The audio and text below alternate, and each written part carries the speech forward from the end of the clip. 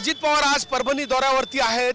काही वेळापूर्वी अजित पवार हे पोखर्णी या ठिकाणी नृसिंह मंदिराचं दर्शन घेऊन अजित पवार आढावा बैठक घेण्यासाठी परभणीच्या जिल्हाधिकारी कार्यालयात दाखल झाले होते। मात्र जिल्हाधिकारी कार्यालयाच्या गेट समोरच अगदी हा बाबासाहेब आंबेडकर यांचा पुतळा आहे आणि या पुतळा परिसर येथे काँग्रेसचे पदाधिकारी, युवक काँग्रेसचे पदाधिकारी, भारतीय किसान चे पदाधिकारी आणि भारतीय कम्युनिस्ट पक्षाच्या पदाधिकाऱ्यांनी खरं तर अजित पवार यांचा ताफा अडवण्याचा प्रयत्न केल्याचा आपण पाहतोय।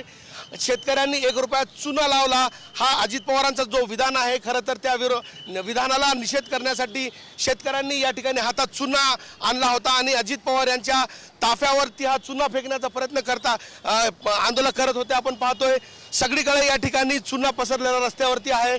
वेळीच पोलिसांनी हस्तक्षेप करून या ठिकाणी आंदोलकांना ताब्यात घेतलेला आहे आणि अजित पवार आता जिल्हाधिकारी कार्यालयाच्या आतमध्ये जिल्हाधिकाऱ्यांच्या कार्यालयामध्ये अधिकाऱ्यांची आढावा बैठक घेण्यासाठी आतमध्ये दाखल झालेले आहेत। मात्र आंदोलकांना पोलिसांनी ताब्यात घेतलेले आहे। मात्र एकूणच अजित पवार यांचा ताफा अडवून खरं तर मोठ्या प्रमाणावर घोषणाबाजी आंदोलकांकडून करण्यात आली आहे।